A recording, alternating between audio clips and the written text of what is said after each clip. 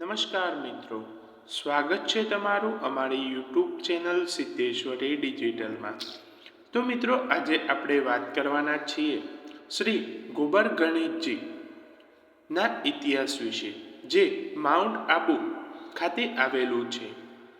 તો ગજાનંદ ભૂત ગણાદિ સેવિંદ કપિત જંબુફલ ભ્રષણમ ઉમા સંતુક્ષોક વિનાશકરમ નમામી વિઘ્નેશ્ય પાદ પંકજમ.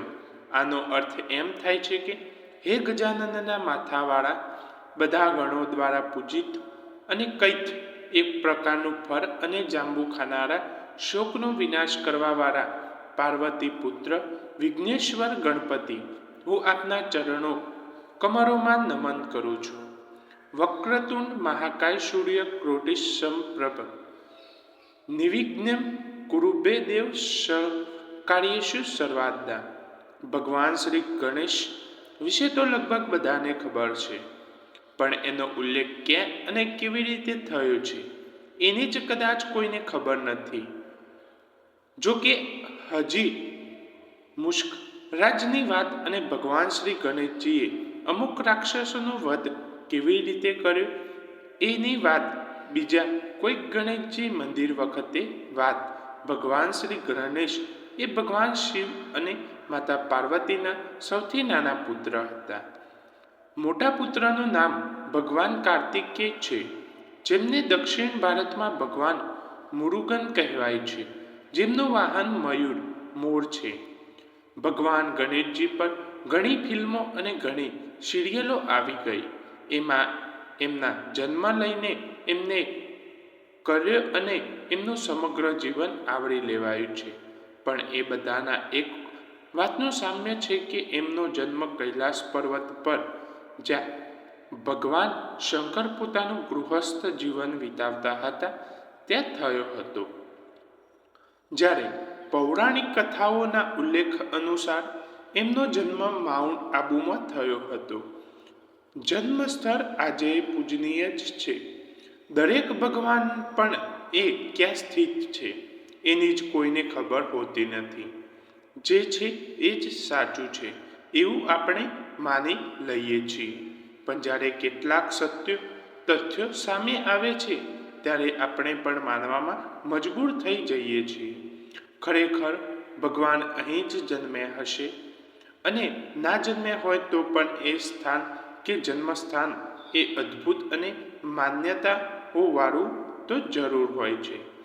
જો આપણે એમ સ્વીકાર કરી લેતા હોઈએ કે ભગવાન હનુમાનજીનો જન્મ ગુજરાતમાં થયો હોત, તો પછી આપણે એ પણ સ્વીકાર કરી લેવું જોઈએ કે ભગવાન શ્રી ગણેશજીનો જન્મ માઉન્ટ આબુમાં થયો હતો. માનવું કે ન માનવું એ જુદી બાબત છે, પણ આ સ્થળ છે અને અદ્ભુત છે તે વાત આપણે સ્વીકારતા કેમ અચકાઈએ છીએ?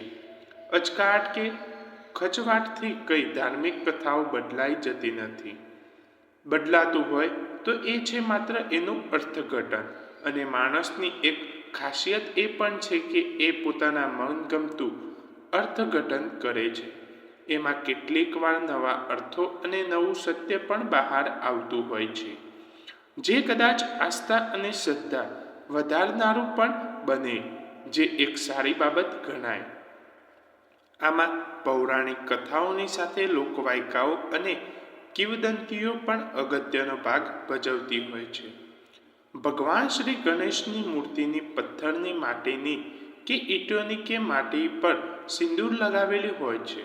પણ ક્યારે એવું વિચાર્યું છે ખરું કે આપણે જેની સુખ હોય એ ગોબરમાંથી પણ ભગવાન શ્રી ગણેશજીની મૂર્તિ બનેલી હોય? આ સત્ય છે, અને એ માઉન્ટ આબુમાં જો કે આવું જ એક બીજું મંદિર મધ્યપ્રદેશમાં સ્થિત છે. ખરું, એની પણ માન્યતા છે ખરી, પણ આપણે વાત કરવાની છે માઉન્ટ આબુમાં ગોબર ગણેશની. મંદિર અને મૂર્તિ વિશે વાત કરતા પહેલા આપણે આ સ્થળની મહત્તા અને પૌરાણિક કથા જાણી લઈએ. તો ભગવાન શ્રી ગણેશના જન્મની કથા. ભગવાન શ્રી ગણેશજીના જન્મની કથા આપને સૌને ખબર જ હશે. પણ જેને નથી જાણતા તે તમને હું જણાવવા માંગુ છું.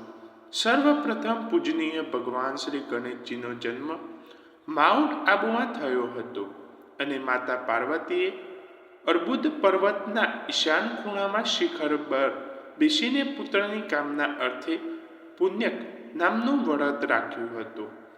એક પૌરાણિક માન્યતા અનુસાર સ્કંદ પુરાણના અર્બુદ ખંડ પ્રમાણે ગૌરી શિખર પર્વત પર ભગવાન શ્રી ગણેશનો જન્મ થયો હતો.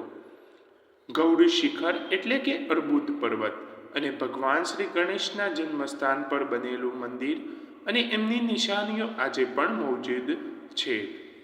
માઉન્ટ આબુમાં અર્બુદ પર્વત સહિત અરવલ્લી પહાડોના બધા જ ધર્મ ગ્રંથો દેવી દેવતાઓના નિવાસ હોવાનો ઉલ્લેખ છે.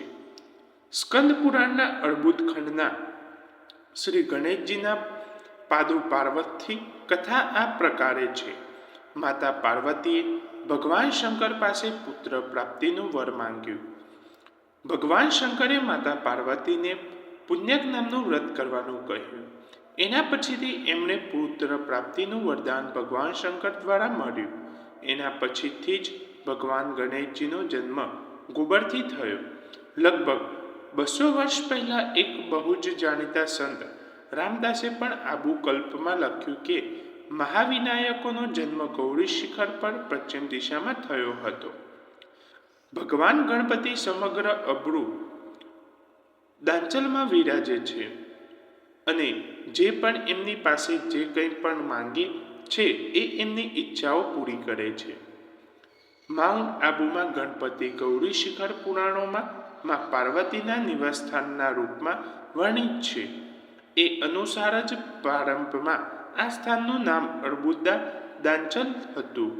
માઉન્ટ આબુમાં મહા વિનાશક તીર્થ હોવાનું વર્ણન પણ અર્બુદ ખંડમાં આવે છે. જેમાં જણાવ્યા અનુસાર 32 તીર્થોમાં પહેલું મુખ્ય તીર્થ છે. સ્કંદ પુરાણમાં એક વર્ણન એવું પણ છે કે આ પર્વત પર ભગવાન શ્રી ગણેશનો જન્મ થયો હોવાના કારણે એમના દર્શન માત્રથી પાપોનો નાશ થાય છે અને દરેક વ્યક્તિએ વૈકુંઠ લોક પ્રાપ્ત થાય છે. આ એક અને અતિ મહત્વનું કારણ છે કે ભક્તોના આ સ્થાન માટે બહુ જ શ્રદ્ધા છે, આસ્થા છે. પુરાણોમાં કહેવામાં આવ્યું છે તે પ્રમાણે 33 કરોડ દેવી દેવતાઓની સાથે ભગવાન શંકરે અર્બુદારણ્યની પરિક્રમા કરી હતી. ઋષિ મુનિઓએ અહીં દેવી દેવતાઓના સહયોગ સહકારથી ગોબર ગણેશજી ભગવાનની મૂર્તિની સ્થાપના કરી છે. આજે સિદ્ધિ ગણેશ નામથી જાણીતું છે. આ ગોબર ગણેશ મંદિર આજે ઘણા બધા નામોથી ઓળખાય છે, જે કે લાંબોદર મંદિર, સિદ્ધિ વિનાયક મંદિર, ગોબર ગણેશ મંદિર અથવા સિદ્ધિ ગણેશ મંદિર.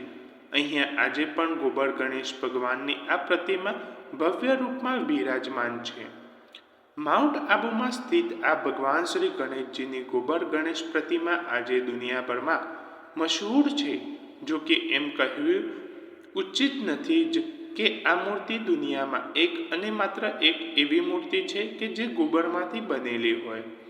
આ અતિ પ્રાચીન છે અને સૌપ્રથમ છે એમ અવશ્ય કહી શકાય છે. એમ પણ કહી શકાય કે આ સૌથી પુરાણી છે, કારણ કે મધ્યપ્રદેશના નલખેડામાં લગભગ 500 વર્ષ પુરાણી એક 10 ફૂટ ઊંચી ગોબર ગણેશની મૂર્તિ સ્થિત છે.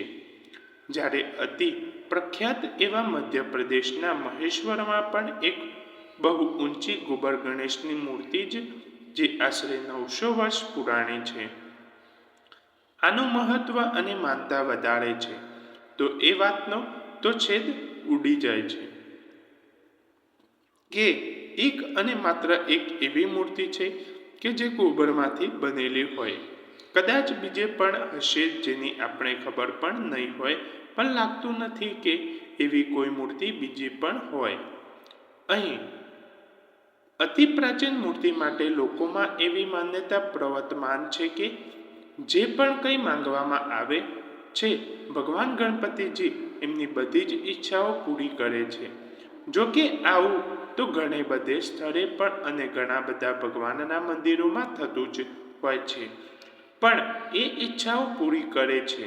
જરૂર ભગવાન શ્રી ગણેશના જન્મસ્થળને લઈને ઘણા બધા લોકોમાં જુદા જુદા મતો પ્રવર્તે છે, પણ કોઈ પણ દેવી દેવતાના જન્મસ્થળને લઈને સૌથી વધારે આધારભૂત અને પ્રામાણિક ગ્રંથ જો કોઈ હોય તો તે છે સ્કંદ પુરાણ.